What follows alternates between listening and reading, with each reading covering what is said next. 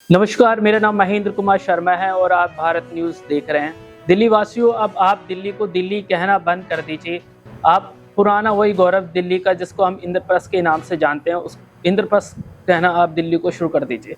पांडवों की वो नगरी जहाँ पे पांडवों ने शासन करा और इस दिल्ली को बसाया, तो वही पुराना गौरव दिल्ली को वापस मिले, ऐसी मुहिम परवीन खंडेलवाल जो चांदनी चौक से सांसद है उन्होंने छेड़ दिए। सर, आपने गृह मंत्री जी को पत्र लिखा, कौन कौन सी बड़ी मांगे दिल्ली को लेकर उसका पुराना वैभव वापस मिले आपने रखी? ठीक है, मैंने अपने पत्र में ये सुझाव दिया है कि दिल्ली का नाम इंद्रप्रस्थ रखा जाए। हम सब जानते हैं कि जब किसी शहर का नामकरण होता है तो उस शहर के स्थानीय ट्रेडिशन को, कल्चर को, संस्कृति को ध्यान में रख कर के या कोई वहाँ ऐसे महापुरुष थे उनके नाम से रखा जाता है।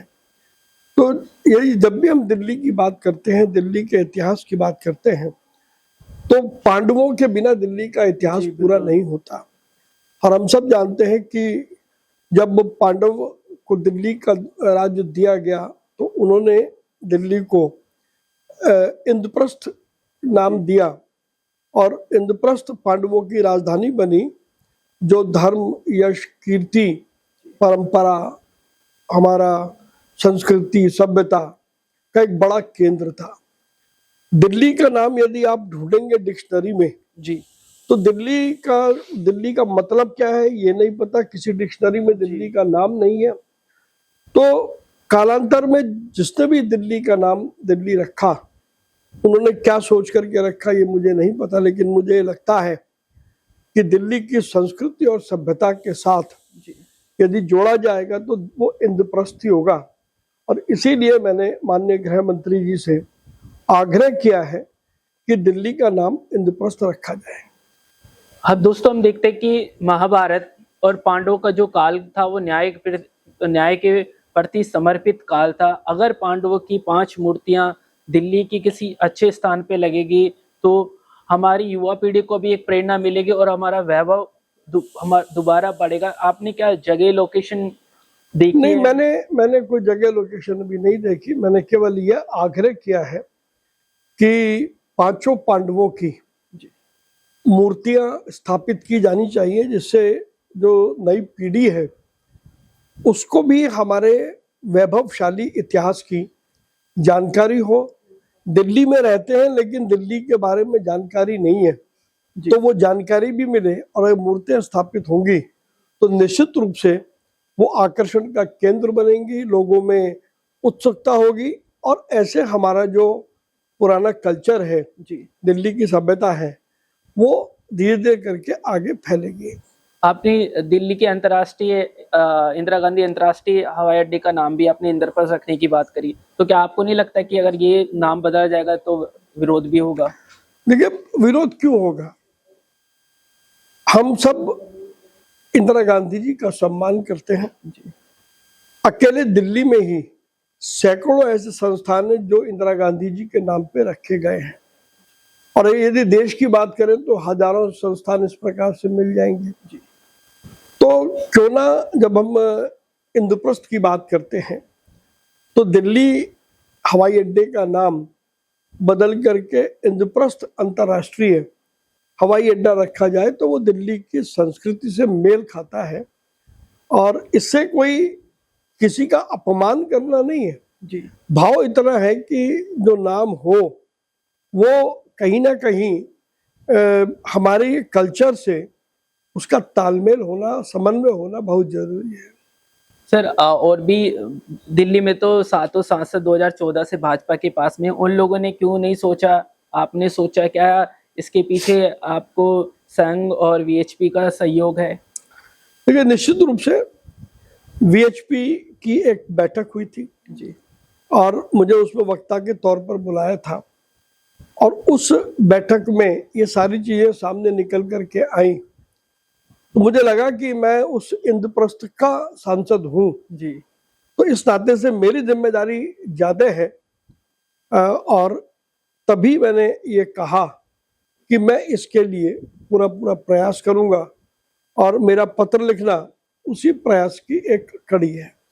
तो हम सर आपको देखते हैं, आप हमेशा एक्टिव रहते हो सोशल मीडिया पे भी और ग्राउंड पे भी। आज मैंने सुबह आपका एक लेटर देखा, आपने प्रधानमंत्री जी को लेटर लिखा और उसमें लिखा कि जानलेवा बीमारियां जो बच्चों को हो रही है, लाइलाज बीमारियां, उसके लिए स्पेशल फंड बने, क्या कहेंगे?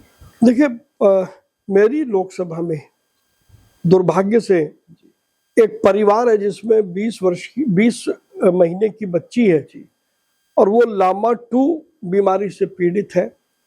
लामा 2 लाइलाज बीमारी है और अभी तक विश्व में उसका कहीं पर कोई इलाज नहीं है।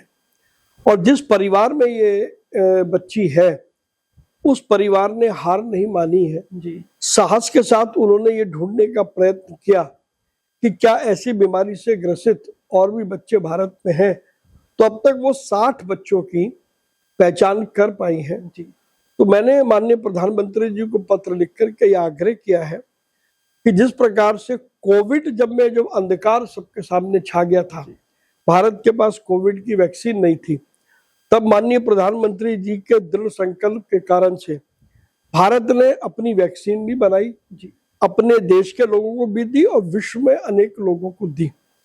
तो कमोबेश वही परिस्थिति लामा 2 के साथ भी है। तो मैंने प्रधानमंत्री जी से आग्रह किया है कि लामा 2 का ह्यूमन ट्रायल भारत में हो, इसके लिए जो भी आवश्यक कदम उठाए जाएं। वहीं जो रेयर डिजीज में जो राशि आवंटित है, उस राशि को भी यदि बढ़ाया जाएगा तो हम ऐसे सभी परिवारों के आंसू पोंछने में कामयाब होंगे जो आज अपने बच्चों के लिए जीवन से संघर्ष कर रहे हैं। सर, आपकी जो राजनीति है वह व्यापारियों पर केंद्रित रही है। आपने उनकी भलाई के लिए, व्यापारियों को आगे बढ़ाने के लिए लंबे समय से काम करा। हम देखते हैं कि हर राज्य का अपना एक आईटी हब है। कर्नाटक का बेंगलुरु है, अगर हरियाणा की बात करें तो गुड़गांव है, और अगर उत्तर प्रदेश की बात करें तो नोएडा। लेकिन दिल्ली का तो कोई अपना आईटी हब नहीं है। देखिए, दिल्ली की सरकार ने इस बारे में पूरा विचार किया है और एक योजना बनाई है और बहुत जल्दी आने वाले समय में आपको दिल्ली एक बहुत बड़े आईटी हब के रूप में दिखाई देगी। सर, जब आप इलेक्शन कैंपेनिंग कर रहे थे चुनाव के दौरान, आपका जन चौपाल काफी लोकप्रिय रहा करता था, तो क्या अब तो सांसद बन गए, क्या ये प्रक्रिया अभी भी चल रही है? जन चौपाल अभी भी चल रही है और अब और तेजी के साथ चलेगी, क्योंकि बीच में और बहुत सारे दायित्व हैं जिनका निर्वहन करना पड़ता है। तो इस कारण से थोड़ा जन चौपाल बीच में रुक गई थी, लेकिन वापस जन चौपाल मैं दोबारा से प्रारंभ कर रहा हूँ। तो सर, आपको लगभग 1 साल से भी ज्यादा समय हो गया है सांसद के रूप में। कुछ बड़े प्रोजेक्ट जो आपने अभी पूरे कर लिए हैं और कुछ बड़े प्रोजेक्ट जिसका आपके अंदर माइंडसेट है कि आप करने जा रहे हैं? देखिए, सारे प्रोजेक्ट पाइपलाइन में हैं और आने वाले समय में मेरे क्षेत्र में आपको दिल्ली बदली हुई दिखाई देगी। तो मेरे साथ थे चांदनी चौक के सांसद प्रवीण खंडेलवाल, और बहुत अच्छा काम सांसद जी कर रहे हैं अपने क्षेत्र में। और दिल्ली का जो पुराना गौरव है वो तो तभी मिल पाएगा जब उसका पुराना नाम इंद्रप्रस्थ दिल्ली को मिलेगा और ये ऑफिशियल होगा तो और अच्छा रहेगा, ताकि जितने भी लोग यहाँ पे रह रहे हैं वो दिल्ली के पुराने वैभव को देख पाएं, जी पाए। धन्यवाद।